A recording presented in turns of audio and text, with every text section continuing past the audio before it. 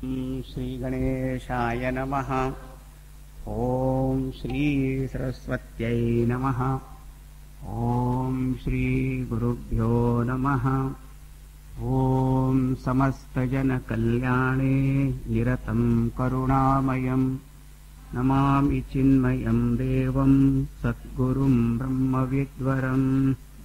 ओम नीलाम्बुजश्यामलकोमलाङ्गं सीतासमारोपितवामभागं पाणौ महासायकचारुचापं नमामि रामं रघुवंशनाथम्।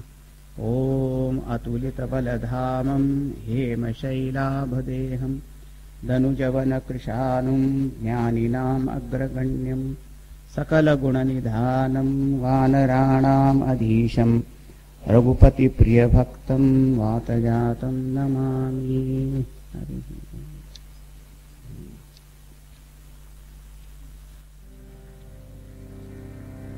श्री राम जय जय राम। ओम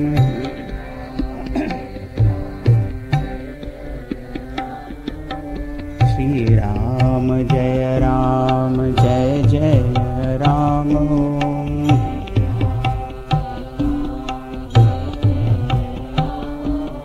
श्री राम जय जय राम।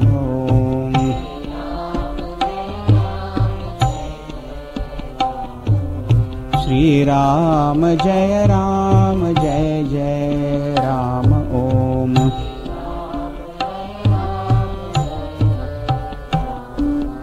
श्री राम जय जय राम। ओम श्री राम जय जय राम। ओम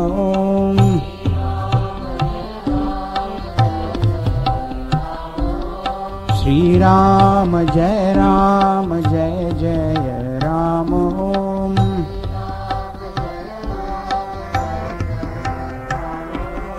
श्री राम जय जय राम। ओम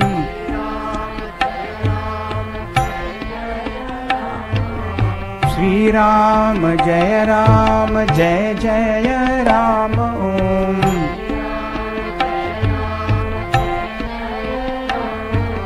श्री राम जय जय राम। ओम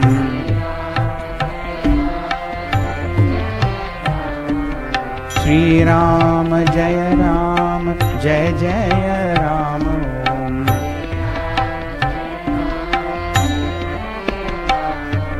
श्री राम जय जय राम।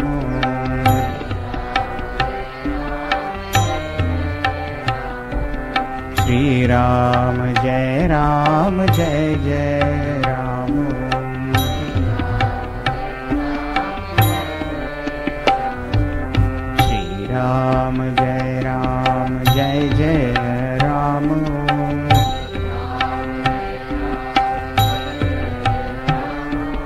श्री राम जय जय राम।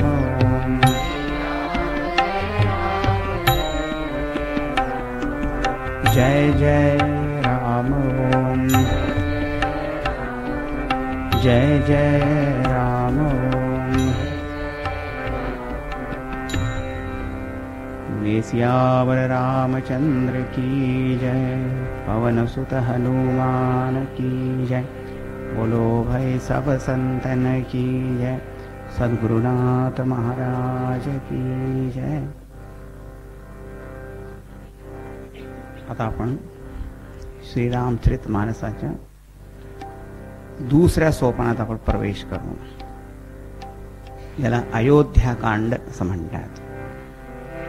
यस्यांके च विभाति भूधरसुता देवापगामस्तके बाले बालविधुर्गले च गरलं यस्योरसि व्यालराड। सोऽयं भूतिविभूषणः सुरवरः सर्वाधिपः सर्वदा। सर्वः सर्वगतः शिवः शशिनिभः श्रीशंकर पातु माम्। प्रसन्नतां यानगताभिषेकतः तथा न मम्ले वनवासदुःखतः मुखाम्बुजश्रीरघुनन्दनस्य मे सदास्तु सा मञ्जुलमङ्गलप्रदा नीलाम्बुजश्यामलकोमलाङ्गम् सीतासमारोपितवामभागम् पाणौ महासायकचारुचापम् नमामि रामं रघुवंशनाथम् नमामि रामं रघुवंशनाथम्।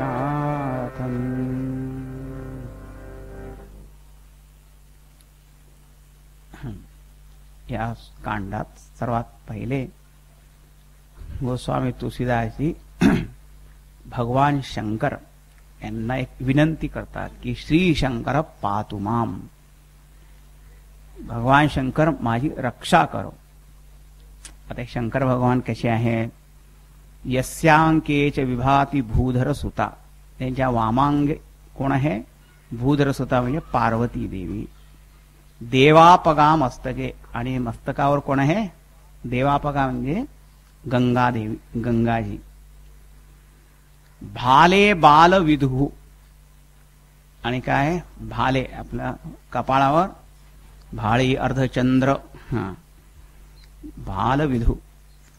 आणि गलेच गरलम, आणि कंठामध्ये काय? विष।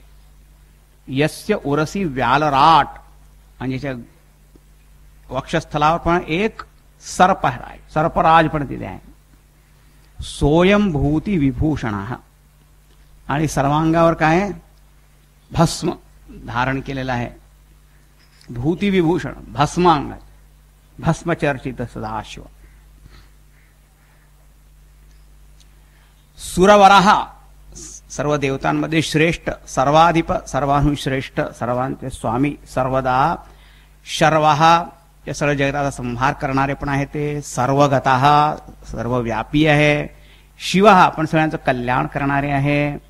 शशिनिभः, चंद्रमासारखी ज्यांची कांती आहे, अशी जे श्री शंकर सगळ्यांचे कल्याण करणारे, ते माझी पण रक्षा करो। आता रक्षा कशापासून? असं आहे, अयोध्या कांड जे आहे ना, अत्यंत भावना प्रधान आहे। अत्यंत करुण करुण असे प्रसंग तिथे येतात। आणि कसे, एका वेळेस एकदम राज्याभिषेकाची घोषणा, तो दुसऱ्या दिवशी वनवास। एकदम इथं आनंद उत्सव होणारा, तर सगळं पूर्ण नगरी जी आहे ती दुःखामध्ये बुडून गेली। असे असे काही विचित्र प्रसंग तिथे येतात। असे वर्णन करताना सुद्धा जी बुद्धी आहे स्थिर राहिली पाहिजे। कथा करताना सुद्धा फारच संयम ठेवावा लागतो बरं का। ऐकणाऱ्यांना काय, कधी हसू येतं, कधी रडू येतं, काय येतं ते चालतं, तो बोलणाऱ्याचं काय होतं, तर फार संयम असतो। मध्ये प्रार्थनाच करावी लागते, शंकर पातु माम। आणि पहा इथे शंकर भगवान आहे सुद्धा कसे? निर्विकार आणि परस्पर विरोधी वस्तूंना धारण करणारे। पार्वती देवी आहे, गंगा देवी आहे, तरी पण निर्विकार बरं का। आणि इकडे चंद्र आहे, सर्प पण आहे। आता चंद्रमा तर अमृत श्रवण करणारा आहे, आणि सर्प म्हणजे विष, तर अमृत आणि विष या दोघांना एकाच वेळी धारण करणारे हे शिव भगवान आहे। आणि सगळ्या अंगावर चिता भस्म लावलेला, म्हणजे ह्या देहासक्तीहून मुक्त झालेले आहे असा त्याचा अर्थ। म्हणून ते सर्वाधिप आहे। या सगळ्याचं वर्णन आता आणखी जास्ती विस्तृत करायची आवश्यकता नाही, पण याच्यावरून काय समजेल की भगवान शिव कसे आहे? विष ग्रहण करतात पण स्वतः विषाक्त होत नाही, सगळ्यांना पुन्हा अमृत देणारेच आहे। आणि परस्पर विरोधीचे द्वंद्व जे आहे त्यांना सांभाळून बसलेले आहे बरं का। ध्यान असतं, आपल्या सगळ्यांना हे ध्यान करणं फार आवश्यक आहे, कारण सगळं आपलं जीवन कसं आहे? द्वंद्वात्मक आहे। जो व्यक्ती स्वरूपस्थ राहतो तोच या जगाच्या द्वंद्वांमध्ये पण समबुद्धीने राहू शकतो. समर्थ रामदास साहेब फार सरळ भाषेत काय सांगतात, जो चंचळासी ध्याईल तो सहजची चळेल. तर चंचल वस्तूंचं जर ध्यान केलं, त्याच्यामध्ये आपलं मन लावलं, तर मग ते नेहमी चंचलच राहील. आणि जर निश्चळासी भजेल, तर निश्चळ तत्वाचं जर केलं तर मग निश्चल होईल. मग या जगामध्ये घडामोडी होत राहतील, तुम्ही स्थिर राहाल. तर अर्थ काय, गोस्वामी तुलसीदासजी म्हणतात की आता असं असे काही प्रसंग येणार आहे की एकदम सुख एकदम दुःख असे असे संयोग वियोग असे प्रसंग येणार आहे, करुण प्रसंग. तो माझी बुद्धी पण अशी स्थिर राहिली पाहिजे, याचं वर्णन करता आलं पाहिजे. मग ते स्मरण करतात कोणाचं, भगवान श्रीरामचंद्रांच्या मुखकांतीचं. कशी ती मुखकांती, प्रसन्नतां यान गताभिषेकतः तथा न ममले वनवास दुःखतः. मुखाम्बुज श्री रघुनंदनस्य मे सदास्तु सा मंजुल मंगलप्रदा. रघुनंदन भगवान रामचंद्र जी मुखाम्बुज श्री, मुखकांती कशी आहे की राज्याभिषेकाची बातमी ऐकून त्याच्यावर असा विकार आला, आता काय झालं, आणि मला दुसऱ्या दिवशी वनात जायचं. लोक चेहरा कसा गेला, मरगळलेला झाला, लगेच कोमेजून गेला ना. असे फुल कशा ते ताजं ताजं दिसतात, मग लगेच कोमजलेलं फुल कसं असतं. आपल्याला तो कोणी सांगितलं ना की आज तुम्ही आमच्याकडे पार्टीला या, खूप मग ती पार्टी कॅन्सल झाली. कॅन्सल, मग तो पार्टी कॅन्सल झाली तर रडू आलेला येतो.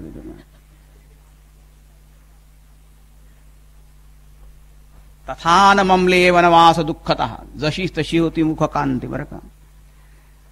अशी ती मुखकांती मला नेहमीच मंगल प्रदान करणारी बनवो राहो, अशी त्यांची प्रार्थना आहे. नीलांबुज श्यामल कोमलांगम सीता समारोपित वाम भागम पाणौ महासायक चारु चापम नमामि रामम रघुवंशनाथम. रघुवंशनाथ रामचंद्र जी त्यांना नमस्कार. कसे आहे, नीलांबुज श्यामल कोमलांग. श्यामल वर्ण, नील कमला सारखे, श्यामल आणि कोमल दोन्ही बरं का, आणि सुगंधित पण. सीता समारोपित वामभाग, यांच्या वामांगी कोण आहे, सीताजी आहे.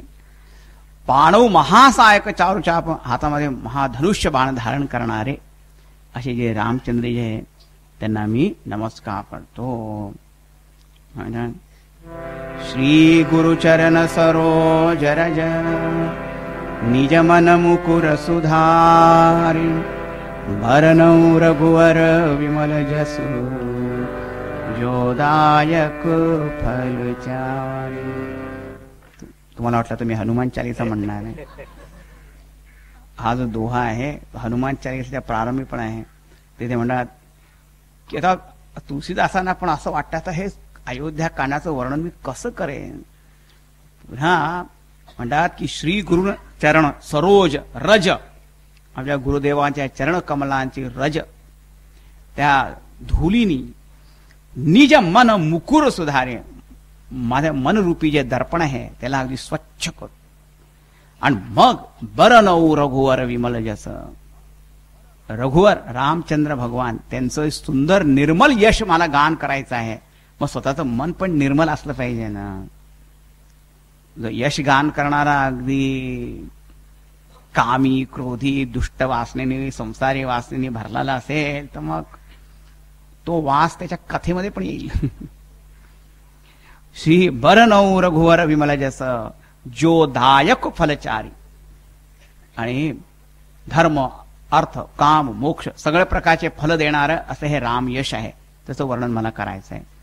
आता पहा इथे रघुवर शब्द सांगितला ना, रघुवंशातले श्रेष्ठ कोण, ते कोण आहे, भगवान रामचंद्रजी.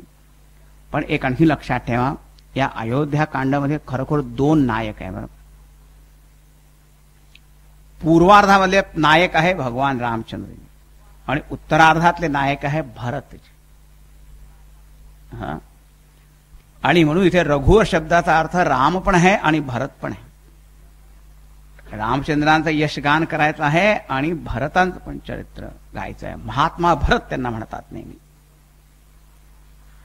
अच्छा, आता मग काय झालं जेव्हा लग्न करून राम लक्ष्मण भरत शत्रुघ्न सगळे परत आले अयोध्येमध्ये, मग पहिल्याकडे आनंद होता. थोडंसं त्या आनंदाचे थोडे चौपाई थोड्या वाचून घेऊ, मग पुढे काय होतं ते पण पाहतो. आता जब ते राम ब्याही घर आए, नित नव मंगल मोद बधाए, भुवन चारि दस भूधर भारी, सुकृत मेघ बरषि सुख वारी, रिधि सिधि संपत्ति नहीं सुहाई, उमगी अवध अम्बुधि कहूँ आई, मणिघनपुर नर नारी सुजाति, सुचि अमोल सुंदर सब भांति, कहीं न जाई कछु नगर विभूति, जनुएतनिय बिरंची करतूति, सब विधि सब पुर लोग सुखारी, रामचंद्र मुख चंदु निहारी,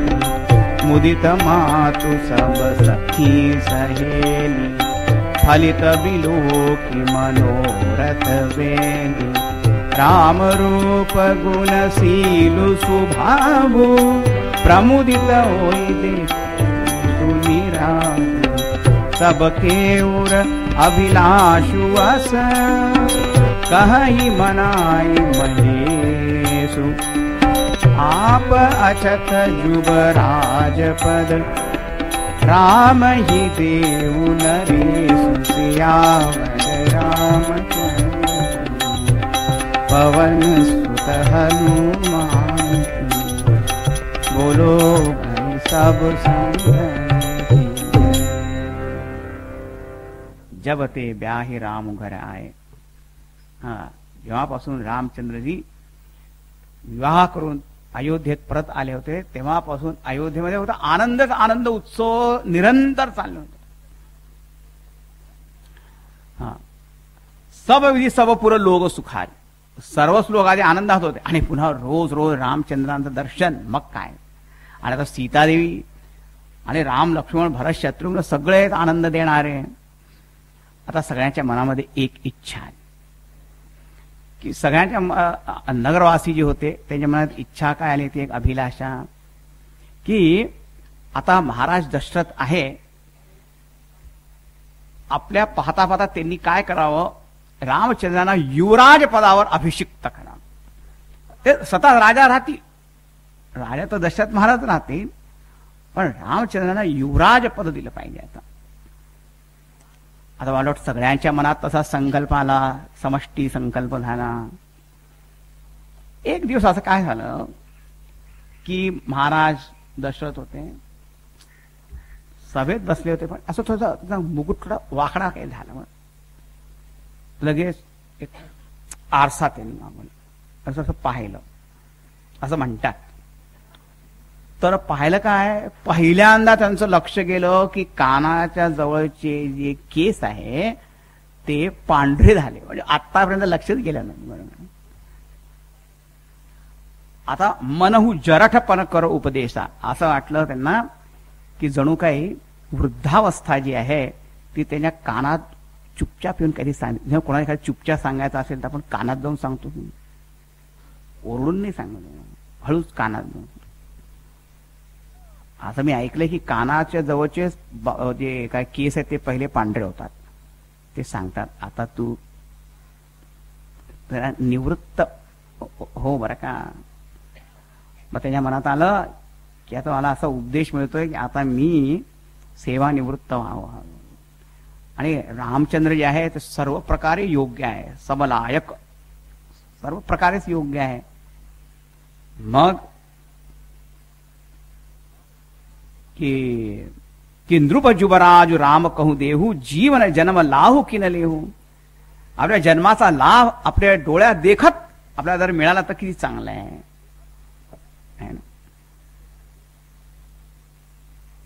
आता राजा रामचंद्रांना युवराज करायचं. बस लगेच गेले आपल्या गुरूंकडे, वसिष्ठ ऋषींकडे. आणि वसिष्ठ ऋषींकडे जाऊन त्याने आपल्या मनातली जी इच्छा होती ती प्रकट केली. तर वसिष्ठ ऋषी काय म्हणाले की सुनु नृप जासु विमुख पचिताही, जासु भजन बिनु जरनी न जाही, भयउ तुम्हारा तनय सोई स्वामी, राम पुनीत प्रेम अनुगामी. महाराज दशरथ आता ऐका हे राजन, तुम्ही इतके भाग्यशाली आहात की तुम्हाला पुत्ररूपाने कोण लाभला आहे? तो परमेश्वर लाभला आहे की ज्याचं नामस्मरण केल्याने सगळ्या लोकांचे जे दुःख आहे ते नष्ट होतात. आणि जर विमुख राहिले तर मग ते जगाचे संसाराचे दुःख कधी संपतच नाही. असे जे परमात्मा आहे ते तुझे पुत्र बनून आलेले आहेत. मग आता काय करा, बेगी विलंबुन करिय नृप, साजिय सबु इ समाजू, सुदिन सुमंगलू, तबही जब राम होही जुबराजू. जरा विचित्रच वाक्य आहे ते. बरं, माझ्या दृष्टीत काय आले म्हणाले की माझ्या मनात आहे की उद्याच रामचंद्रांना युवराज करायचं. उद्याचा शुभ मुहूर्त आहे का? तर ते काय म्हणाले, ज्या दिवशी राम राज्यावर बसतील तो शुभ मुहूर्त आहे. असं नाही म्हटलं की उद्या शुभ मुहूर्त आहे आणि मग त्यांना त्याच्यात बसा. वाक्य सुद्धा जरा विलक्षणच आहे. पण ते म्हणाले की आता तुम्ही लवकर घाई करा. आता हे तुम्हाला सांगायला पाहिजे की जेव्हा राम लक्ष्मण भरत शत्रुघ्न सगळे आले बरोबर लग्न करून, त्याच्या आधी एक घटना अशी झाली होती की हे सगळे जनकपुरीत असताना कैकेयी देशचे जे कैकेयीचे भाऊ आहे ना ते अयोध्येत आले होते. मग त्यांना समजलं की राम लक्ष्मण सगळे तर तिकडे आहे. मग ते सगळे लग्न करून आल्यानंतर ते म्हणाले आता मी इथे आलेलो आहे, या भरत आणि शत्रुघ्नला माझ्या बरोबर मी घेऊन जातो काही दिवसासाठी. तर भरत आणि शत्रुघ्न निघून गेले होते आपल्या मामाच्या घरी. इथे फक्त होते राम आणि लक्ष्मण. आता वसिष्ठ ऋषी म्हणाले तयारी करा राज्याभिषेकाची. ज्या दिवशी राम राज्यावर बसतील तो शुभ दिन आहे, शुभ मंगला दिन. बस राजा घरी आले प्रसन्न आणि लगेच आदेश दिले गेले. त्यांचं काम आहे काय, प्रॉम्प्ट, लगेच तत्परतेने सगळे सेवक जे आहे ते काम करू लागले.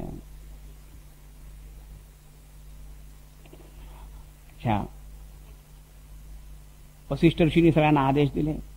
मग दशरथ महाराज वसिष्ठ ऋषींना म्हणतात की आता तुम्ही रामचंद्रांच्या महालात जा आणि त्यांना काय व्रत वगैरे करायचं आहे ते सांगा, जरा नियम पालन वगैरे करायचं. इन्स्ट्रक्शन द्यायचं ना, तो उद्या ते युवराज पदावर आरूढ होणार. वसिष्ठ ऋषी रामचंद्रांच्या घरी गेले. राम आणि सीता त्यांनी पाहिलं, गुरु स्वतः आले. त्यांचं स्वागत केलं, पादपूजा केली आहे. म्हणाले की सेवक सदन स्वामी आगमनू, मंगल मूल अमंगल दमनू. सेवकाच्या घरी स्वामी स्वतःहून जर आले तर त्या सेवकाचं कल्याण झालं, बिलकुल मंगल सगळं. पण तुम्ही इतके कष्ट काम घेतले, जर मला तुम्ही जर सूचना केली असती तर मी तुमच्याकडे आलो असतो. पण तुम्ही माझ्या घरी आला, आता तुमचं स्वागत सत्कार सगळं करतो. झाली पूजा वगैरे. मग वसिष्ठ ऋषींनी त्यांना सूचना दिली की पहा, महाराज दशरथाच्या मनामध्ये अशी अशी इच्छा आहे आणि उद्या सगळं काही अभिषेक समारोह होणार. मग आज अगदी संयमपूर्वक तुम्हाला राहायचं आहे. राम सीता दोघांनाही संयमपूर्वक राहायचं. राम करहु सब संयम आजू, जौ विधी कुशल निबाहे काजू. पुन्हा इथे काय म्हणतात, जर विधी अनुकूल असेल, भाग्य अनुकूल असेल तर उद्या सगळं काही अगदी निर्विघ्न होईल. पण त्यांच्या मनामध्ये काय शंका होती काय नाही. आता हे ऐकलं, रामचंद्रजी काही बोलले नाही. मग गुरु वसिष्ठ इथून निघून गेले. इथे काय सांगितलं पहा, हा जो दोहा नंबर 9 आहे ना, त्याच्यानंतर 1, 2, 3 ओळी 4 सोडून रामचंद्रांच्या मनामध्ये काय आलं पहा.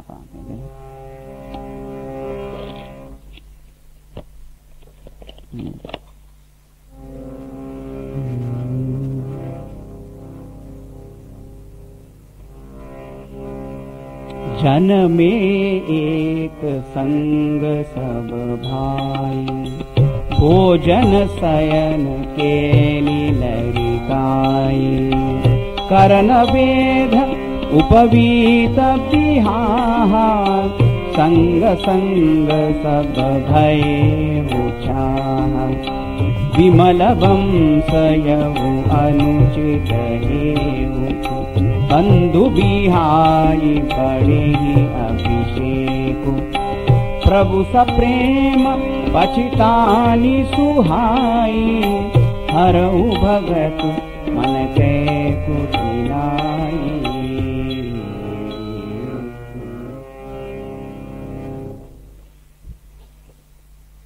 श्रीराम विचार करायला लागले, आम्ही 4 भाऊ जवळजवळ एकाच वेळीच जन्मलो. नेहमी आम्ही भोजन सुद्धा एक बरोबरच करत होतो. गुरुकडे शिकायला गेलो, झोपत होतो, खेळत होतो, सगळं काही बरोबर केलं. आमचं कर्णवेद संस्कार, उपनयन संस्कार, आमचं लग्न पण बरोबरच झालं. आता सगळं काही झालं म्हणजे राज्याभिषेकाच्या वेळेस फक्त एकट्यालाच एक राज्याभिषेक होणं हे काय? मी एकटाच राजा बनावं हे आमचा रघुवंश सगळं काही चांगलं आहे याच्यामध्ये. ते कारण की विमल वंश म्हणजे निर्मल वंश आहे, पण एक अनुचित गोष्ट या वंशामध्ये होते की 4 भाऊ असून ते राज्य फक्त सगळ्यात मोठ्यालाच मिळावं हे काय? असा विचार कोणाच्या मनात येईल का? रामचंद्रांच्या मनामध्ये आला की यह अनुचित एकू बंधू बियाही बडेही अभिषेकू. फक्त एका मोठ्याच भावाला मुलाला सगळा अभिषेक ना वाईट वाटलं. म्हणजे दुसऱ्या भावांना का नाही काही नाही, मीच का राजा फक्त. तुलसीदासजी म्हणतात की भगवान रामचंद्रांच्या मनामध्ये असं जे असे विचार आले ना, त्या विचारांनी या दुसऱ्या भक्तजनांच्या मनामधली पण कुटिलता ती दूर हो. तर आपण सगळ्या राम भक्त जर आपल्याला म्हटलं ना आणि सगळ्यांचा हडप हडप हडप गडप केलं, हिंदीत हडप म्हणतात, मराठीत गडप करतात, एकट्यानेच काय घ्यायचं? अशी वृत्ती नसली पाहिजे, सगळ्यांनाच द्यावं असं त्या मनामध्ये आलं पाहिजे. आणि अशाच वेळी लक्ष्मण आले आनंदित. लक्ष्मणाला इतका आनंद आला होता,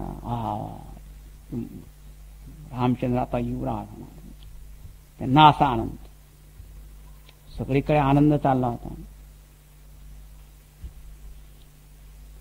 रामचंद्राचे जे सखा वगैरे होते ते सुद्धा येऊन त्यांना अभिनंदन करत होते, ग्रीटिंग करत होते. पण ते आधी समभावनेने सगळ्यांचे ग्रीटिंग स्वीकार पण करत होते. पण त्यांना माहित होतं की राज्याभिषेक म्हणजे काय आनंद मौज नाहीये, म्हणजे फार मोठं कर्तव्य जबाबदारी असते बरं का. शेक्सपियरने असं म्हटलंय की uneasy lies the head that wears the crown, असं प्रसिद्ध वाक्य आहे. Uneasy lies the head that wears the crown. Ramdas Swami काय म्हणलं, ज्याच्या अंगी मोठेपण तया यातना कठीण. त्याचा अगदी शब्दशः अर्थ तसाच सांगितला की जो मुकुट धारण करतो ना, सगळ्यांना खूप आनंद होत असतो, हा काय मुकुट धारण केलाय, पण वर एक तलवार टांगलेली असते, ती पण एक केसानी बांधलेली असते बरं का. केव्हा पडेल ते टाक कसं काय जाईल. तर त्याला माहिती आहे की कशी जबाबदारी आहे, त्याला माहित आहे. बाकी दुसऱ्या आता हे पहा, हे जे विश्व आहे ना, एक एक एक एक माणूस आहे तो आपापले विचार करत असतो की मी आता असं करणार तसं करणार, आपली योजना करत असतो. पण या जगामध्ये दुसरे पण लोक बसले आहेत, ते पण आपापली योजना करत असतात. आहे ना, आता माझ्याकडे खूप जमीन आहे, मग मी योजना करतो की मी असा इथे माझं स्वतःचं साम्राज्य उभारणार आहे आणि मग तिकडे गव्हर्नमेंट पार्लमेंटमध्ये बसून नियम काय करत असते, चकबंदी. या एक एक माणसाला इतकी जमीन नाही द्यायची, एक नियम पास करत असतात त्यावेळेस की एका माणसाला फक्त इतकी एकड़ जमीन फक्त असू शकते, मध्ये जास्ती ठेवू शकत नाही. मग आता काय होईल, माझे सगळे मी आपले माझी योजना करतोय, गव्हर्नमेंट आपली निराळी योजना करते आणि अमेरिका आणखी निराळीच योजना करते. आता भारताला देणार नाही काही पण सहायता, आर्थिक सहायता, तर आणखी दुसरा नियम काहीतरी करतात. आहे सारखं चाललंय की नाही, याची एक योजना दुसऱ्याची दुसरी योजना, ते तिसरी योजना, आणि मग दैवी योजना काय आहे ते कोणाला माहित. ते देवता पण बसून तिथे पण काही योजना करत असतात बरं का, त्यांचं आणखी प्लॅनिंग कमिशन. ते देवता बसले म्हणजे काय, रामाचा राज्याभिषेक होणार, हो हो हो, ते झालं नाही पाहिजे. कारण काय, ते जर युवराज बनले आणि इथे बसले तर मग आरामशी इथेच आरामाने राहतील ते. मग रावणाचं काय होणार, तो रावण तसाच राहील. ते रावण तर राहू दे, मग आमचं काय होणार, सर्वात मोठा प्रश्न जो आहे, आमचं काय होणार. विश्व मोठंच आहे, राड गाडग आहे त्याला म्हणतात. केवढं मोठा अवाढव्य व्यापार चाललाय. मी एक विचार करतो, दुसरा कोणी दुसराच विचार करतोय, शासन एक तिसराच विचार करतोय, मग दुसरा आणखीन विचार चाललाय, चालू आहे आपलं. ते देवतांना आवडलं नाही. आता काय करायचं, जे सरस्वती देवीकडे गेले, देवी काहीतरी करा. काय करायचं, कोणाची तरी बुद्धी बिघडवणी. आता सरस्वती काय, शारदा देवी सगळ्यांना विमल मती देणं. आता कारण हे राज्याभिषेकामध्ये विघ्न आलं पाहिजे, नाहीतर मग काय होईल, हे इथेच राहतील. त्यांची आणखी निराळी योजना. सरस्वती देवीला पहिले तर राग आला, मी असं करणार. मग वाटलं हो, पण ते काय म्हणतात ते पण झालंच पाहिजे, त्याच्याशिवाय सगळ्या पूर्ण जगाचं कल्याण पण होणार नाही. आली ती अयोध्येमध्ये असं म्हणतात. आणि परत आता कोणाच्या बुद्धीला हे करायचं, पण सगळे इतके निर्मल बुद्धीचे दिसले की त्यांची बुद्धी बिघडवू नाही शकत. एक दिसली मंथरा, ती होती जरा कुब्बड आलेली बरं का, आणि ती अशी होती, तिला रामचंद्रांवर काय राग आलेला होता काय माहिती. असं कुठल्या कुठल्या पुराणामध्ये लिहिलेलं आहे की एखाद्या वेळेस चेंडू फळी खेळताना रामचंद्रांनी एक शॉट मारला की मारली माहित नाही, आणि मग तो चेंडू तिला लागला या मंथरेला. तो तेव्हापासून ती रागवलेली होती त्यांच्या. आता काय ती कशी दुष्ट असेल ते सांगणे की लहान मुलं खेळतात आणि चेंडू लागला तर तुम्ही ते मनात ठेवला, तेव्हापासून तिने ठेवला होता मनामध्ये, दाखवेन. रामचंद्र सगळ्यांचे प्रिय, पण ही मंथरा होती जरा तिच्या मनामध्ये मग काहीतरी तिच्या मनामध्ये निर्माण झाला. बस तिच्या मनामध्ये आल्याबरोबर बिघडली ती बरं का. मग काय झालं,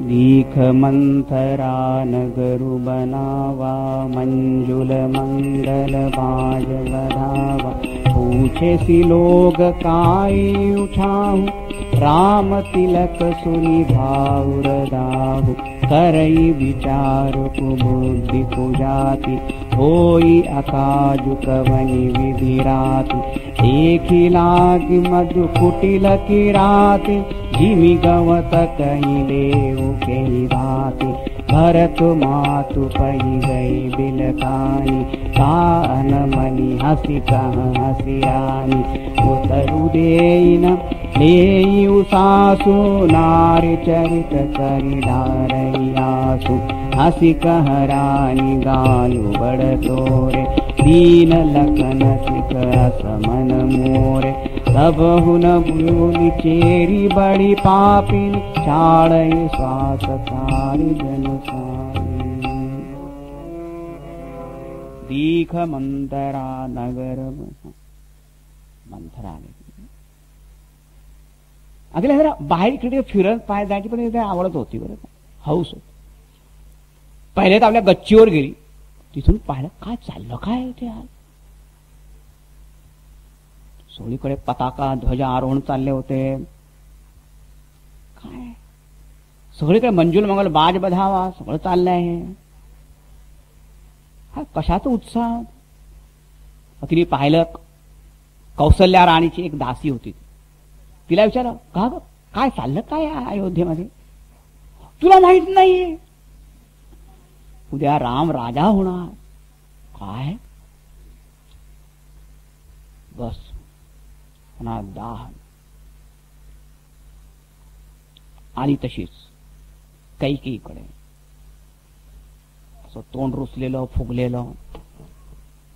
कैके म्हणाली, काय झालं तुला. ती नेहमी काहीतरी अशी अशी करत होती, काय लक्ष्मणाने काहीतरी तुला रागवलं काय बोलत.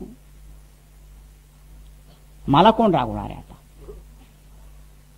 काय झालं अशी काय बोलते. बोलतच नव्हती, नुसत्या शेष मोठा श्वास, उच्छ्वास निश्वास. कैकेयीने विचार, झालं काय, झालं काय, काय झालं नाही ते विचार. 1 महिन्यापासून इथे उत्सव चाललेले आहे. खोटं बोलण्यामध्ये नंबर 1.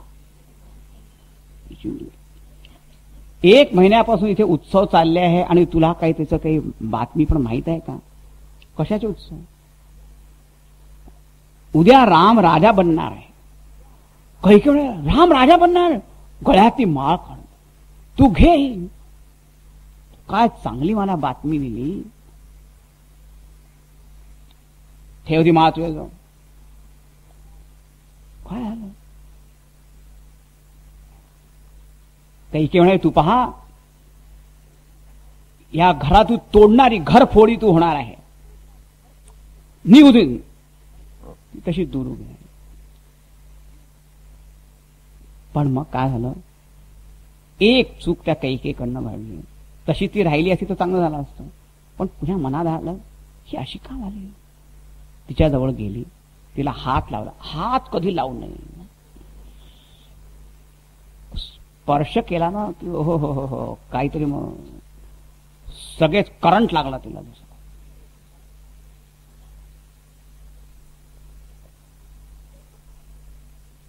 राम राजा होणार तर त्यामध्ये वाईट काय. तुला काही वाईट दिसत नाही.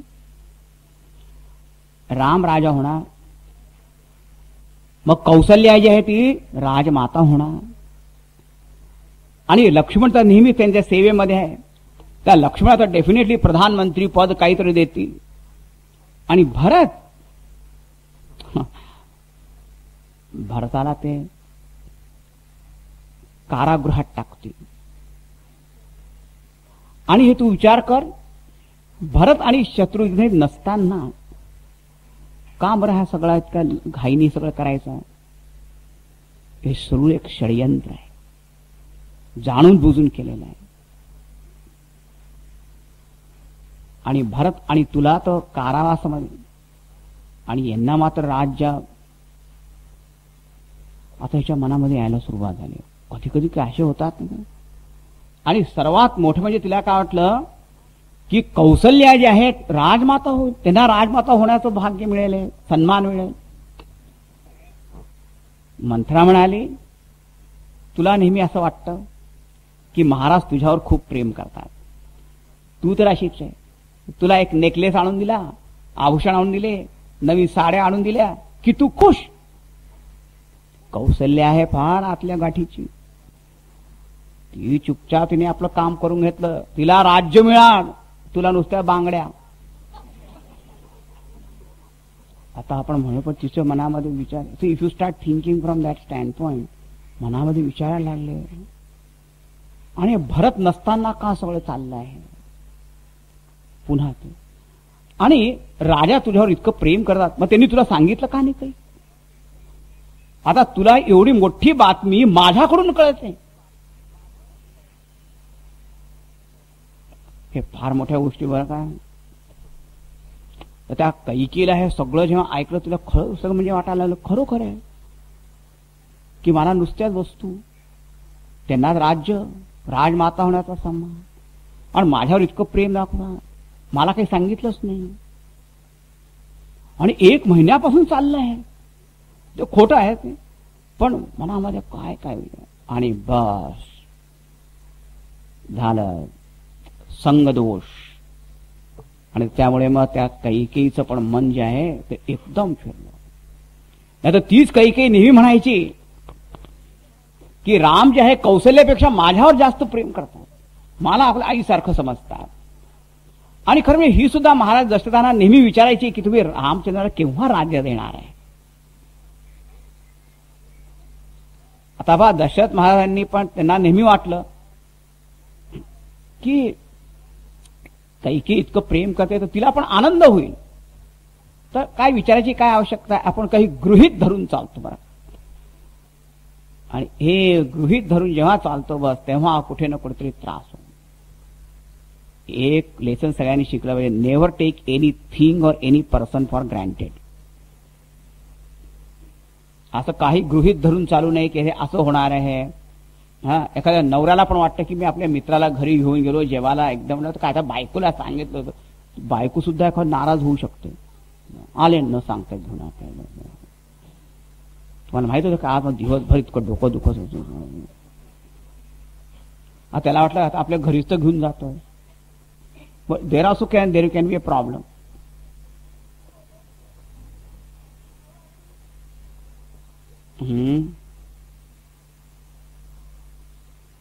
महाराज दशरथांना तिला तर आनंद होईल, विचारायचं काय. आणि आज आत्ता सगळं ठरलं होतं, असं पण नाही की ते बरेच दिवस झाले होते, पण हे सगळे प्रसंग काय असे सर्कमस्टन्सेस असे झाले की त्या कैकेयीच्या मनामध्ये या मंथरेने सांगितला विचार दृढ झाला, तिला ते खरं वाटायला लागलं. आणि खरंच मंथरा, काही दिवसापासून मला पण काही अपशकुन होतात आहे, कल्पना करायला सुरू आहे, पण मी त्याच्याकडे लक्ष दिलं नाही. तू खरंच माझी मित्र ग तूच, पण आता मी करू काय.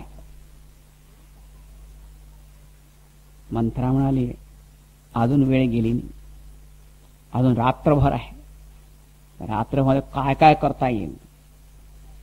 काय आता काय करता येतो, सगळं निश्चित झालंय आता ते. तू विसरून गेली असेल, पण मी विसरत नाही. काय, महाराज दशरथांना एकदा त्यांच्या युद्धामध्ये तू सहाय्य केलं होतं आणि तेव्हा त्यांनी वर दिले होते, 2 वर दिले होते. ही मंथरा कोण होती. कैकेयी जेव्हा आली होती ना लग्न करून, तेव्हा दासी पण बरोबर यायचे, तेव्हा ही दासी पण बरोबर आलेली होती. अशी होती ती मंथरा.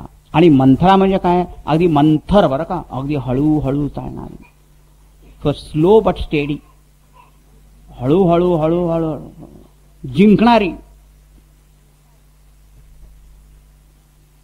आता त्या मंथरेने कैकेयीच्या बुद्धीमध्ये सुद्धा भेद उत्पन्न केलाच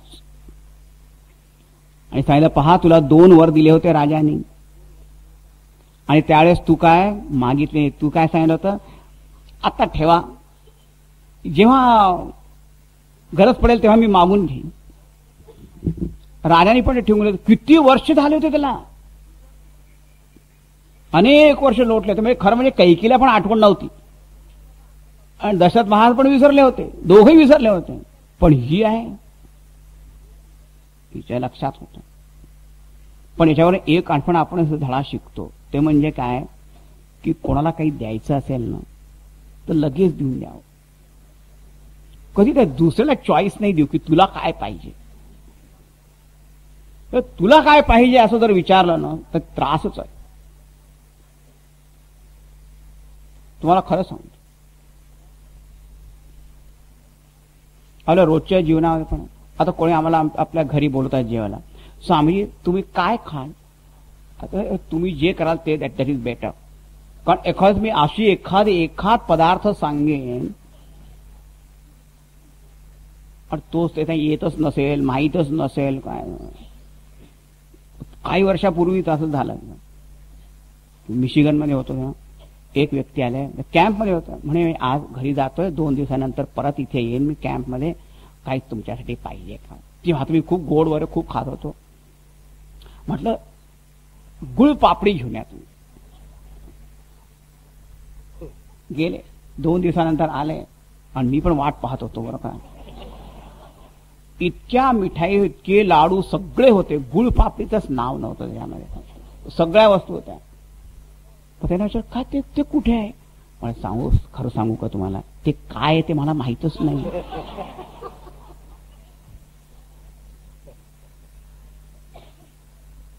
मग तुम्ही म्हणाला सांगितलं का नाही मला. म्हणे मला वाटलं माझ्या बायकोला माहित असेल, तिला पण माहित नव्हतं. एनिवे, सांगायचा अर्थ काय की छोट्या छोट्या याच्यामध्ये पण घटनेमध्ये आपण पाहतो की काय पाहिजे. मग त्यांनी काही सांगितलं तर एखाद्या आपण अडचणीत येतो. म्हणून काय सगळ्यात चांगलं काय, काही द्यायचं असेल स्वतः आपले जे पाहिजे देऊन दिलं लगेच तिथल्या तिथे. असं कितीतरी म्हणतो ना, तरी पण कधी कधी काहीतरी होतच. तर महाराज दशरथांनी सांगितलं होतं 2 वर मागून घे, 3 नंतर मागे. आता या मंथराने ते आठवण ठेव आणि सांगितलं आता तू एक काम कर. आणि ते म्हणजे काय की एका वराने कठोर बरं का, सगळंच कठोर. त्यांना म्हण की जी राज्याभिषेकाची थोडी तयारी चालली आहे, तिचा उपयोग भरताला राज्य देण्यात झाला पाहिजे. आणि रामचंद्रांना 14 वर्ष वनवास, तपस्वी वेश धारण करून वनात जायला सांग.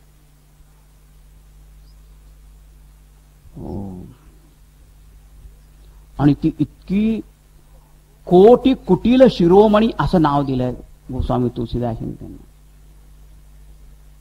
कोटी कुटील शिरोमणी अशी ती होती मंथरा. ती म्हणते मला नक्की माहिती आहे की महाराज दशरथ आज रात्री तुझ्याकडे येतील, कारण त्यांना पण कैकेयीचीच आसक्ती होती आणि असं विशेष आनंदाने ते नक्कीच येतील इथे, पण त्यांच्याशी तू बोलू नको. आणि त्यांनी जरी विचारलं की काय झालं तुला, काय पाहिजे, जोपर्यंत ते रामाची शपथ घेत नाही तोपर्यंत तू सांगायचं नाही. किती किती दुष्टता खरं म्हणजे. आणि त्याच्यामध्ये पण म्हणते की पहिले भरताला राज्याभिषेक माग आणि मग रामाला वनवास आणायचा.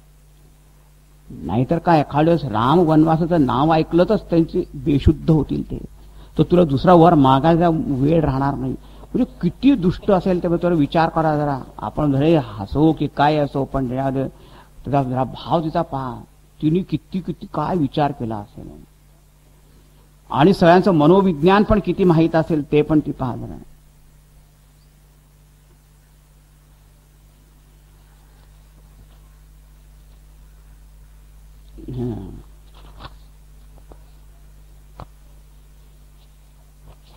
आता काय झालं, तिने ऐकलं, तयार झाली, बस सगळे चांगले कपडे आभूषण टाकून दिले, कोणी जुनी अशी साडी घातली, कोप भवनामध्ये जाऊन बसली.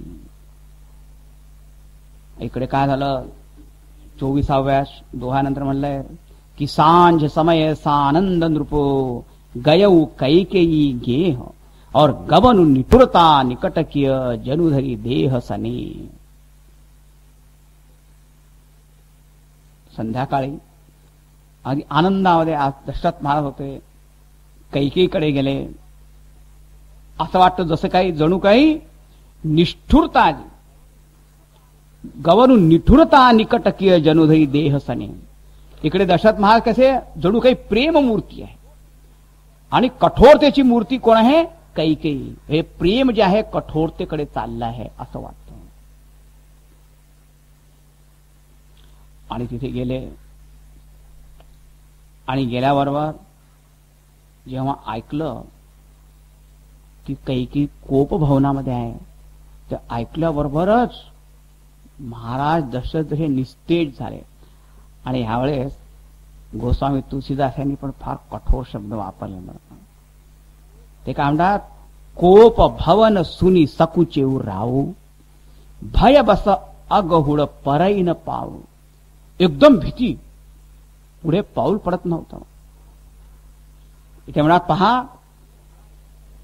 की महाराज दशरथ कसे होते की सुरपती बसही बाह बल जाके, नरपती सकल रही रुख ताके. देवता सुद्धा दशरथ महाराजांना श्रेष्ठ मानत होते आणि एखाद वेळेस दुःख कष्ट असतील तर त्यावेळेस त्यांची सहायता पण मागत होते. आणि सगळे राजा लोक, पृथ्वीतले जे राजा आहे पृथ्वीवरचे, ते तर नेहमीच हात जोडून उभे होते दशरथ महाराजांसमोर. सो सुनीतीय रिस गयऊ सुखाई. पण असे एवढे मोठे महाराज असून आपली पत्नी फक्त थोडी नाराज झाली, रागवली, हे ऐकल्याबरोबर चेहरा वाळून गेला असं म्हणतात. देखहु काम प्रताप बळाई. काम वासनेची प्रताप त्याची कशी मोठा मोठा माणूस असेल तर नांगी टाकतो त्याला म्हणतात.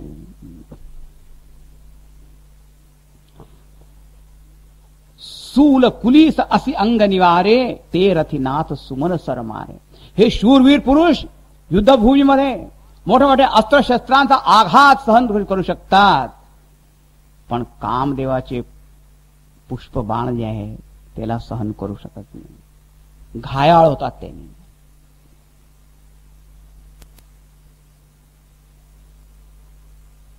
तसेच गेले ते कैकेयी जवळ गेले. काय झालं तुला, कोणी तुझं अहित केलं? आणि पाय होते मोठे राजा होते, पण त्यांच्या हातून सुद्धा चुका झाल्या. चूक फार मोठी. 25व्या दोह्यानंतर ते लिहिलं की अनहित तोर प्रिया केई कीन्हा, केई दुई सिर केही जमू चह लीना. कहू केही रंक ही करऊ नरेसु, कहू केही नृप ही निकासऊ देसु. सकऊ तोर अरी अमरऊ मारी, काह कीट बपुरे नर नारी. ते म्हणाले, हे प्रिया, कोणी तुझं अहित केलं, कोणी तुला दुःख दिलंय, सांग मला. आज कोण असा मनुष्य आहे ज्याला यमलोकात जाण्याची इच्छा होते आहे? सांग, मी कोणाला आज भिकारी करू आणि कोणाला आज राजा करू, कोणाला या देशाच्या राज्याच्या सीमे बाहेर मी काढून टाकू, सांग.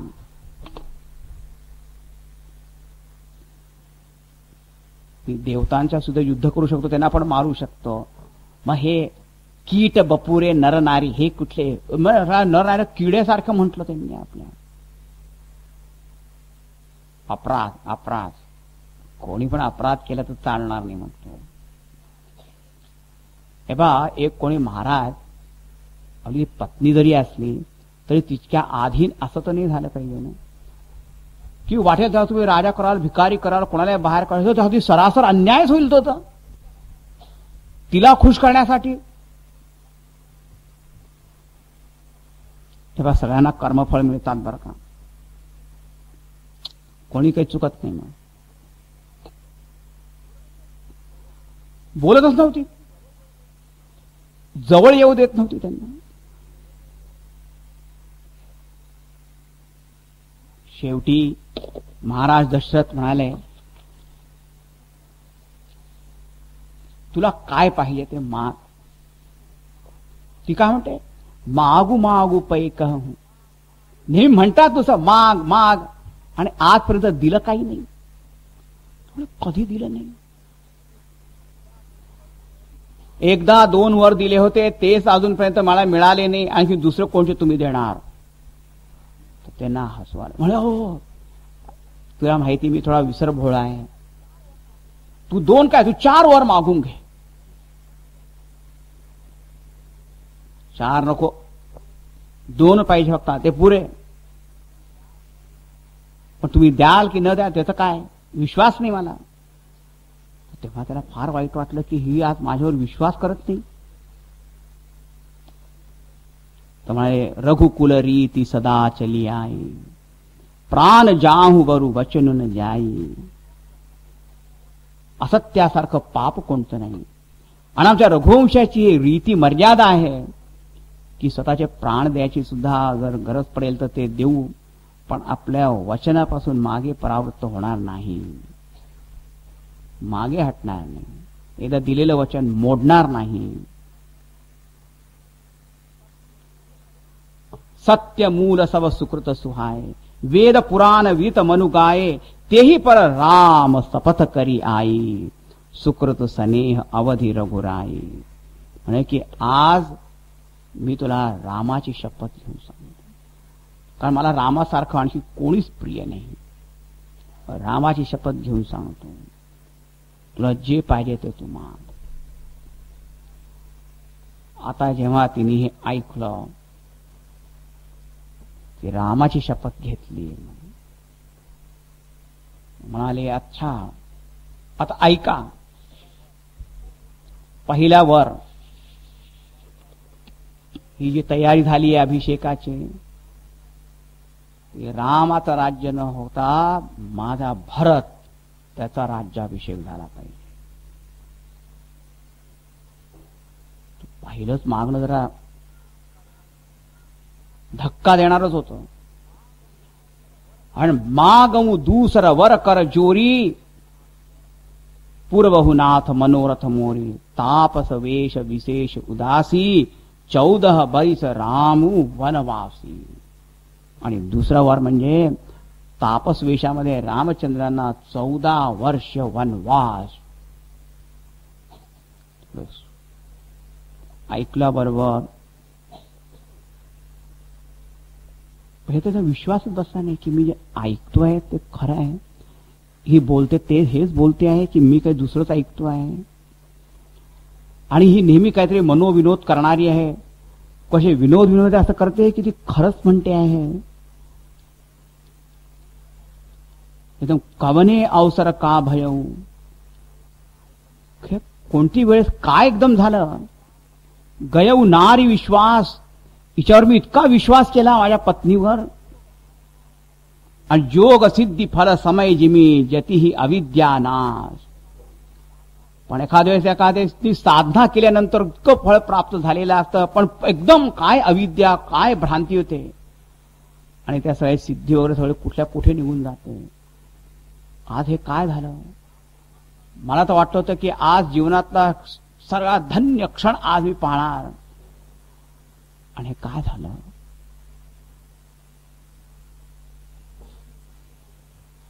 आणि ही त्यांना सत्यवादी राजा यांची कथा सांगायला सुरुवात केली कैकेयीने. त्यांनी कसं सत्याचं पालन केलं होतं. दशरथ महाराजांना सांगायची काय गरज होती.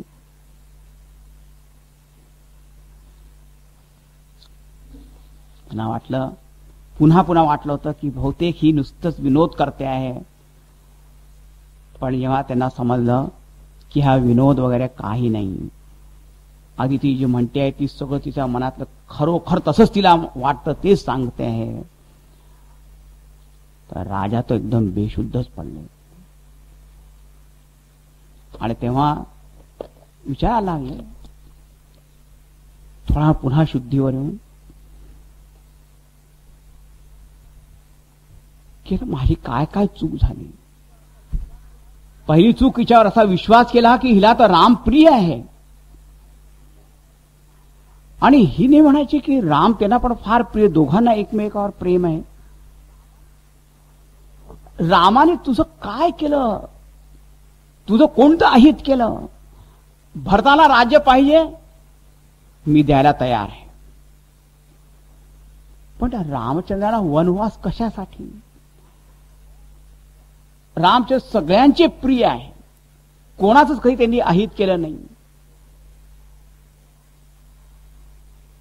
पण आज तिच्यावर कशाचा म्हणजे कशाचाच प्रभावच पडत नव्हता.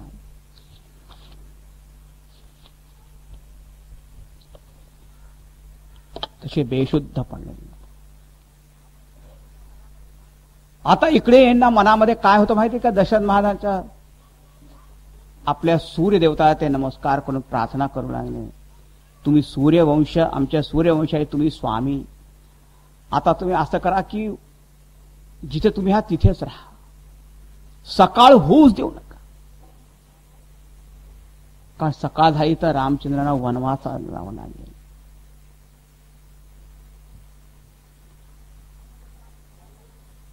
आणि मग ते मनामध्ये म्हणायला लागले की मला इतक्या दिवस याचा फार गर्व वाटत होता की माझा राम कसा आज्ञा पालन करणारा आहे, आज्ञाकारी आहे. आणि आज माझ्या मनात येतं की तो आज्ञाकारी नसता तर किती चांगलं झालं असतं. असं मला वाटतं की तो जेव्हा येईल तेव्हा मी जेव्हा सांगेन की तुला वनवासात जायचं आहे आणि तो जर आज्ञा नाही मानणार तर मला खूप आनंद होईल. पण तो तसं करणार नाही.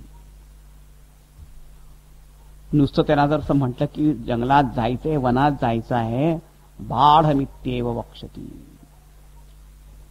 एवढंच म्हणे बस. मला माहित आहे, विचारणार सुद्धा नाही की मला वनामध्ये का पाठवतात. कधी कधी खूप चांगला मुलगा असला तर तो पण दुःख देणाराच होतो. खूप चांगला असला तर आश्चर्यच आहे. मग रात्र जाऊ नये असे विचार करत पडले होते. आणि दुसरे अयोध्यावासी कसे होते, त्यांना हे रात्र केव्हा जाईल, ते सगळे रात्र जात नव्हते, वाट पाहत होते केव्हा आता उद्याचा दिवस उजाडेल आणि आपले रामचंद्र राजा बनणार. आनंद त्यांचा चालला होता. आणि हे पहा, सकाळ झाली, पहाटे झाली आणि सुमंत्र वगैरे आले राजाच्या महालात. आणि तिथे एकदम सगळे शुकशुकाट. मनात काय झालंय, हे पहा, महाराज दशरथ आपल्या आयुष्यात पहिल्यांदा असं घटना झाली होती की सकाळी लवकर नव्हते उठले. उठलेले काय जागेच होते तसे, पण तयार झालेले नव्हते. कारण सगळे पहाटे पहाटे उठणारे ते. आणि सुमंत्राला आश्चर्य की आजचा इतका महत्वाचा दिवस, काय झालं काय. आणि कोणी दास दासी बोलायला काही तयार नव्हते. त्यांना वाटलं या कैकेनी काहीतरी केलं असेल. कारण ती सुद्धा थोडीशी अशा स्वभावाची होतीच, थोडीशी थोडी हट्टी, थोडी हे. आता काय करायचं, गेले आतमध्ये आणि पाहिलं महाराज पडले तसे. सुमंत्रा समजलं नाही तर करायचं काय. कैकेला विचारलं काय झालं त्यांना. काही नाही, त्यांची तब्येत थोडीशी बिघडली, तुम्ही लवकर रामचंद्राला इथे घेऊन या. आता राणीने जरी आदेश दिला तर मंत्री तिच्या आदेशावर तर जाणार नाही ना. राजाकडे पाहिलं, त्यांनी पण संकेत दिला, हो बोलवा रामचंद्रांनी. ते लगेच गेले आणि रामचंद्रांच्या महालात जाऊन त्यांना लगेच लवकर चला. आम्हाला समजलं काय झालं काय. लगेच जसा असेल तसाच. आणि बाहेर सगळी लोक वाट पाहतात काय झालं काय. काही नाही बोल, थांबाय काय. रामाने घेऊन आलेत. असं म्हणतात की रामचंद्रांनी कधी दुःख आजपर्यंत पाहिलंच नव्हतं.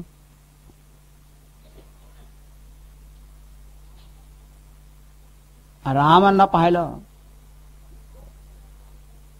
दशरथ महाराज त्यांना व्याकुळ जवळ धरलं, पुन्हा पडले. कैकेयीकडे पाहून रामाने विचारलं की झालं काय. तर ती अगदी असं सांगायला आली जसं काय तिथे फार मोठं काम केलं होतं. असं सांगू का समस्या काय आहे. समस्या काही नाही, एवढीच आहे फक्त की या महाराजांचं तुझ्यावर प्रेम फार जास्त आहे, ही समस्या आहे. म्हणजे काय. झालेली सगळी घटना सांगली की मी फक्त 2 वर मला पहिले दिले होते, आज मागितले.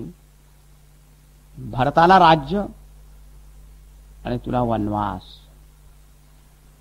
हे ऐकल्याबरोबर भगवान राम म्हणतात, बस एवढंच.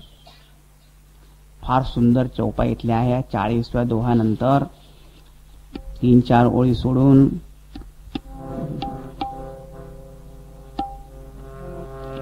मन मुसुकाई भानुकुल भानु राम सहज आनंद निधानु बोले वचन विगत सब दूषण मृदु मंजुल जनु भाग विभूषण सुनु जननी सोई सुत बड़ भागी जो पितु मातु वचन अनुरागी तनय मातु पितु तोष निहारा दुर्लभ जननी सकल संसारा मुनिगण मिलनु विशेष बनु सबहि भांति हित मोर तेहि महपितु आयसु बहुरी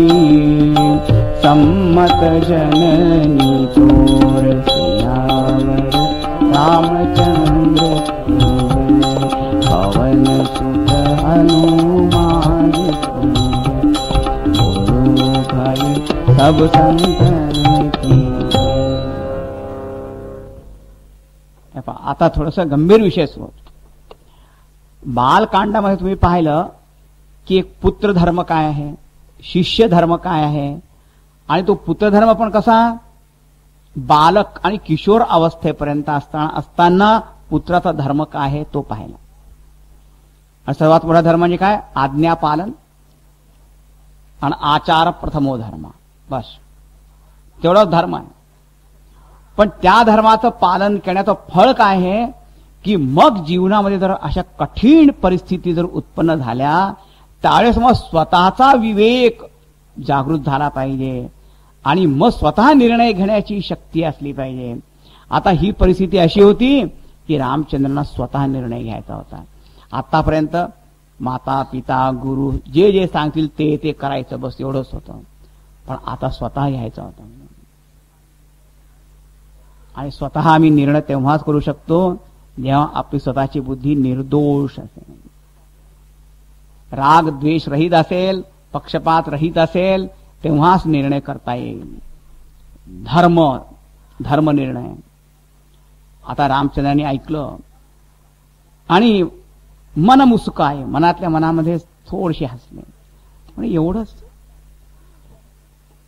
काय म्हणतात, सुनु जननी. पुन्हा त्या कैकलं जननी म्हणजे जन्म देणारी आईच म्हणतात. सुनु जननी. लगेच आपला धर्म निर्णय त्यांनी लगेच केला. म्हणून आणि जास्त काही तर्क कुतर्क करायची काय आवश्यकता नाही. कारण धर्म काय आहे लक्षात ठेवा. धर्म काय आहे, जो जोडणार आहे सगळ्यांना तो धर्मच आहे. भगवान म्हणाले आता मी इथे तर प्रेस्टीज इश्यू केला म्हणजे आता मंथरा आणि कैकी या घराला तोडणू पाहत आहे,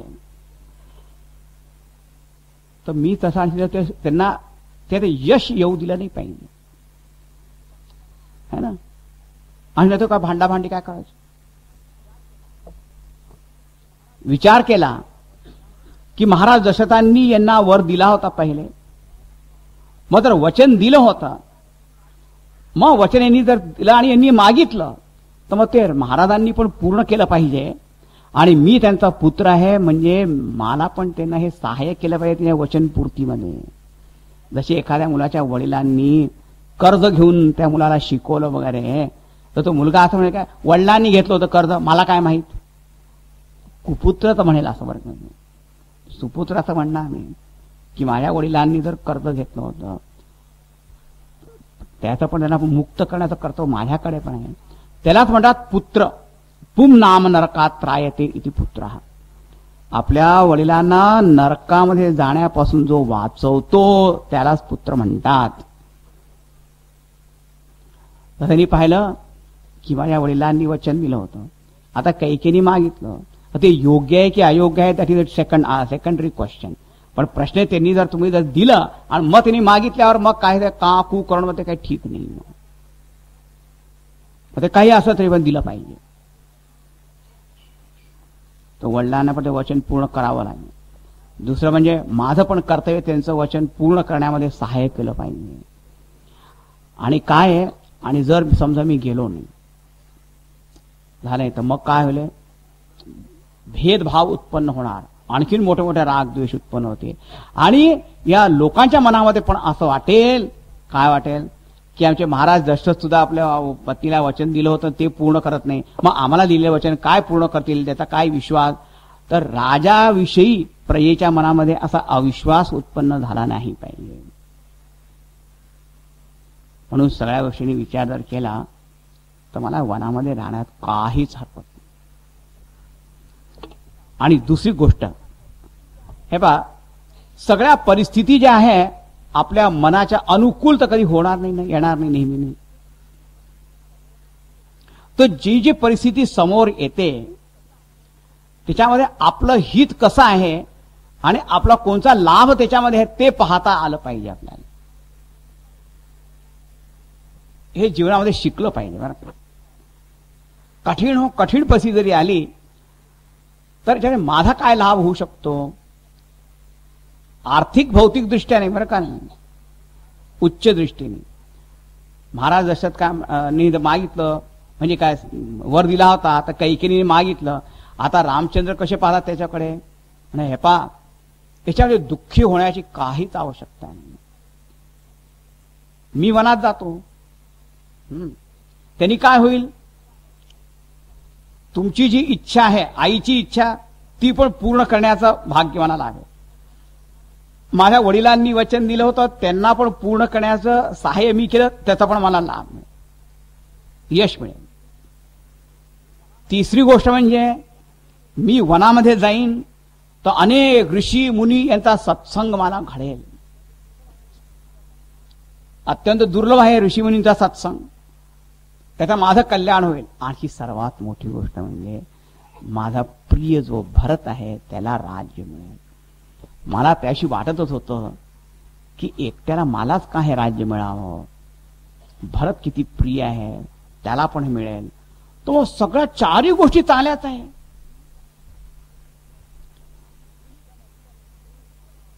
कि मुनिगण मिलनु विशेषी बन सबही भाति हित मोर, तेही मह पितु आय सुबहुरी सम्मत जननी तोर.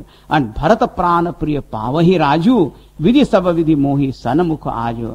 मला तर वाटतं की आज विधाता माझ्यावर खूप प्रसन्न झाले आहे आणि ते सगळं काही मला आज दिलं, सगळं काही चांगल्याच गोष्टी याच्यामध्ये, वाईट काय.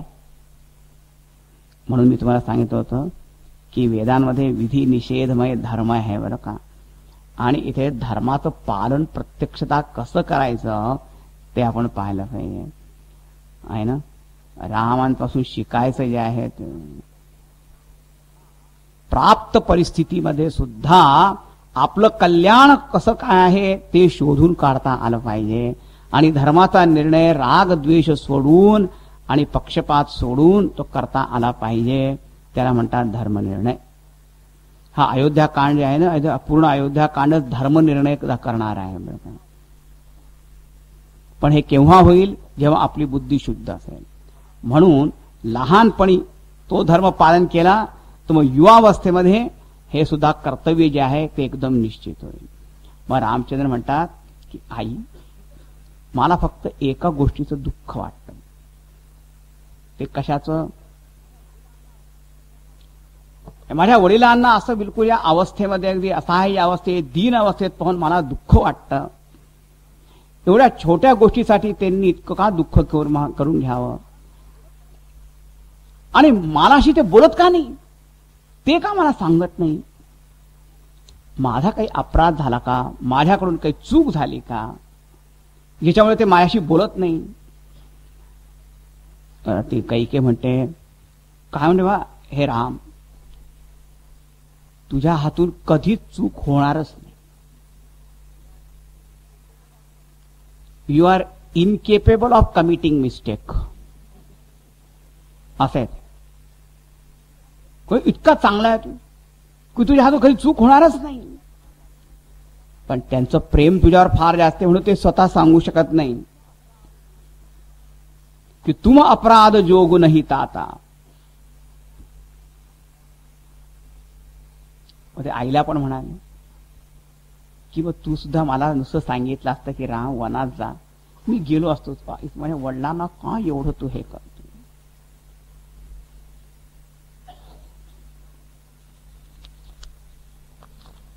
आता मी लगेच जातो आणि मी आईला सांगतो आणि तिचे पण आशीर्वाद घेऊन येतो. रामचंद्र तिथून निघाले आईकडे आणि लगेच ही बातमी सगळ्या ठिकाणी पसरली.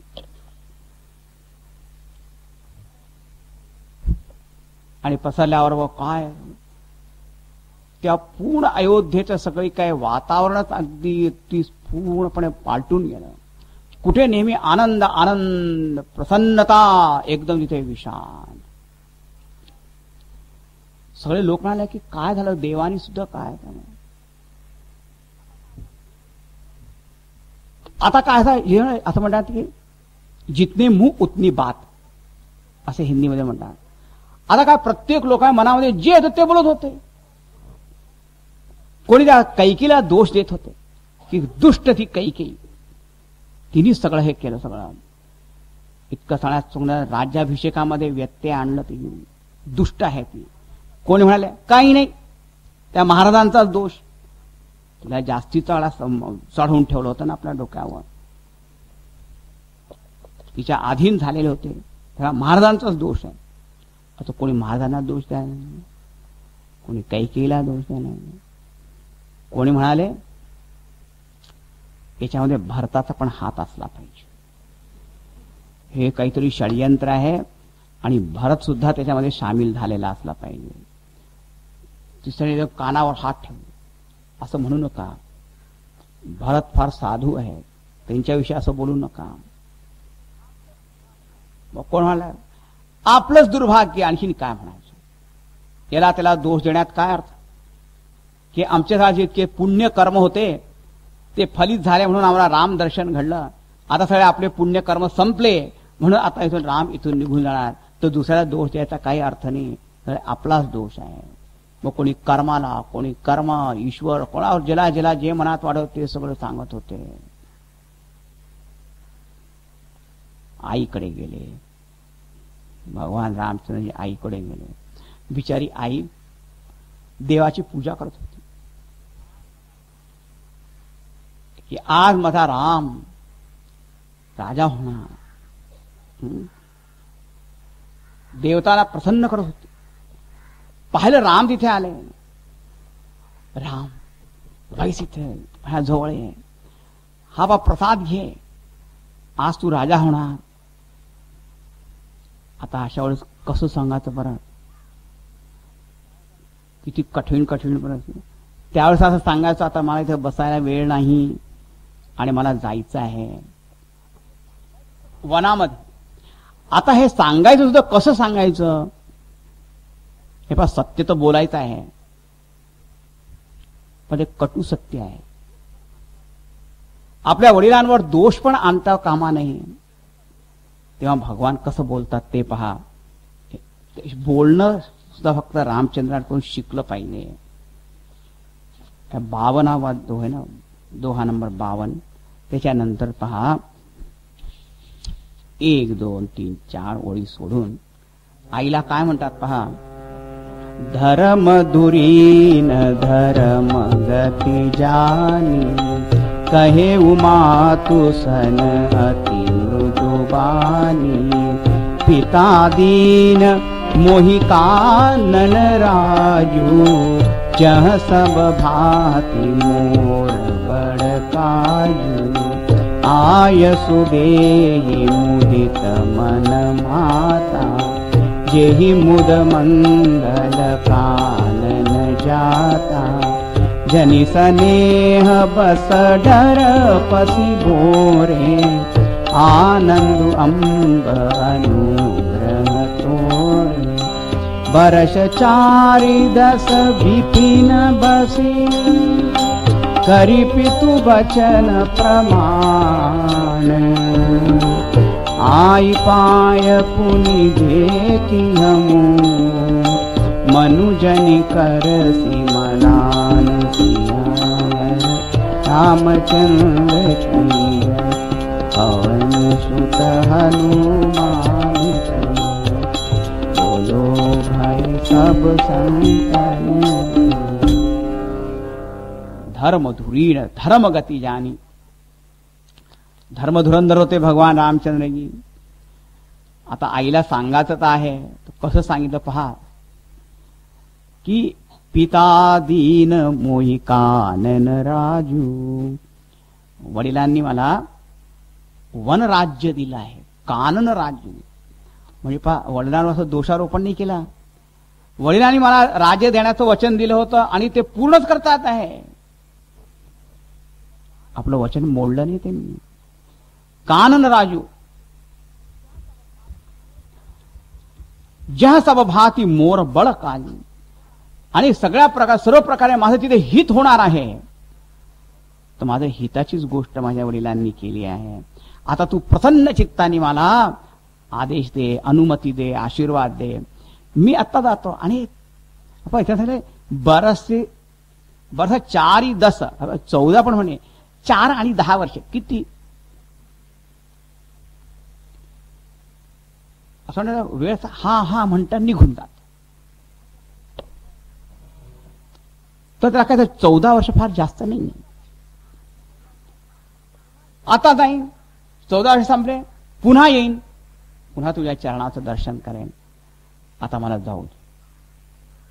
काय सांगितलं तर खरी, पण आता आई 14 वर्ष तिने पुष्कळ विचारून पाहिलं की काय झालं काय, पण त्यांनी काय असं कैकेला दोष दिला नाही, काही नाही, काही नाही। पण माता कौशल्या फार समजदार होती, समजून गेली, समजलं तिला काय झालं। आता म्हणाले की सगळं धर्मपालन करणारे आहे, तर तुझ्या सुद्धा धर्मपालनामध्ये मी कशाला व्यत्यय आणू। खरं म्हणजे पहिल्या ती म्हणाली की शास्त्रामध्ये सांगितलं आहे की आईचं स्थान वडिलांहून श्रेष्ठ आहे। तर वडिलांनी जर तुला जायला सांगितलं आहे, तर मी आई आहे आणि मी म्हणते जाऊ नको, असं पहिले सांगून पाहिलं त्यांनी। पण ते आहे जे धर्माची गती जी आहे ती फार सूक्ष्म आहे। धर्मस्य तत्वम निहितम गुहायाम। आईचं स्थान वडिलांहून श्रेष्ठ आहे हे खरं आहे, पण मग असे सगळे वाटेल तेव्हा वाटेल ते काही लोक म्हणतील तर चालेल का? धर्मयुक्त पण असलं पाहिजे ते, आणि म्हणून त्यांनी ते स्वीकार केलं नाही। आईला पण समजलं, आणि धर्म पालन करणारा आपला पुत्र आहे, उगीच जास्ती आणखी मोह आसक्ती करण्यात काही पण लाभ नाही। म्हणजे आता मी तुला आशीर्वाद देतो, देवता तुझी रक्षा करू। आता याच्यात मी काय जास्त सांगू, असं म्हटलं। मग त्यावेळेस सीताजी येऊन पोहोचली। सीता समाचार ते ही समय सुनी, सीय उठी अकुलाई, और जाई सासुपद कमल जुग, बंदी बैठी सिरु नाई। आणि ते येऊन आपल्या सासूला ते नमस्कार करून तिथेच राहिली। आज्ञेची वाट पाहत होती की माझ्यासाठी आता काय आदेश। तो आदेश आता उद्या पाहू आपण की त्यांना कोणता आदेश मिळाला, आणि तो प्रसंग पण एक गंभीर चिंतन करणारा आहे। हळूहळू सगळं पाहायचं। एकदम अयोध्या कांडामध्ये आलं की सगळं वातावरणच बदलतं। पण इथेच खरं आपल्या धर्म कसोटीचं जे परीक्षा इथेच आहे बरं का। जेव्हा तुम्ही सगळं काही सरळ सरळ चांगलं चाललंय तर ठीक आहे, कठीण परिस्थिती येते त्याच वेळेस धर्मनिर्णय करणं कठीण काम आहे. तो शिकायचा आहे आपल्याला. श्रीराम जय जय जय राम. श्रीराम जय जय राम.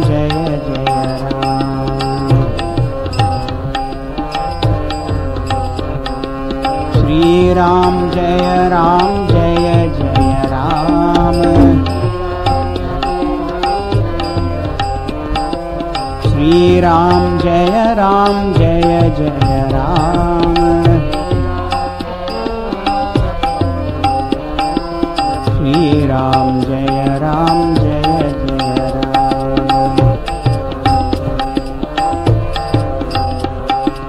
जय जय राम. जय जय राम.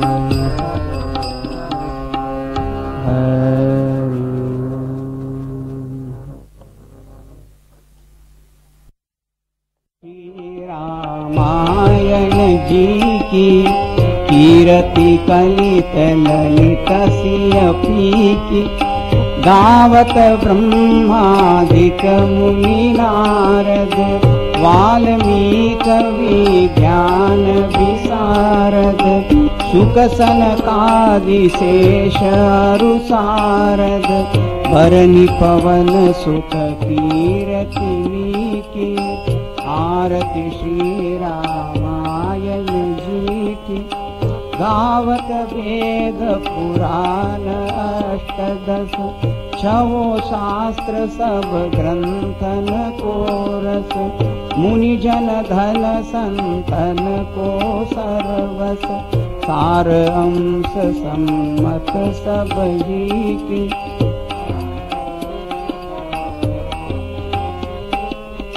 गावत संतत शंभु भवानी. अरुघट संभव मुनि विज्ञानी. व्यास आदि कवि वर्ज बखानी. काग कुसुंडी गरुड़ के ही की.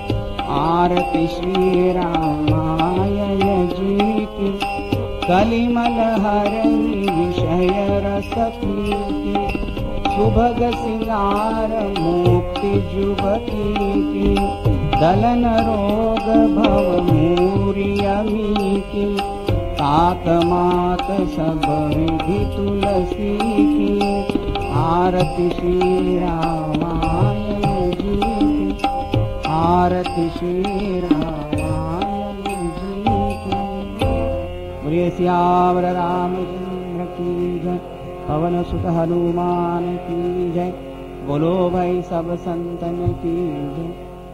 ओम सद्गुरुनाथ महाराज की जय. ओम पूर्णमदः पूर्णमिदं पूर्णात् पूर्णमुदच्यते.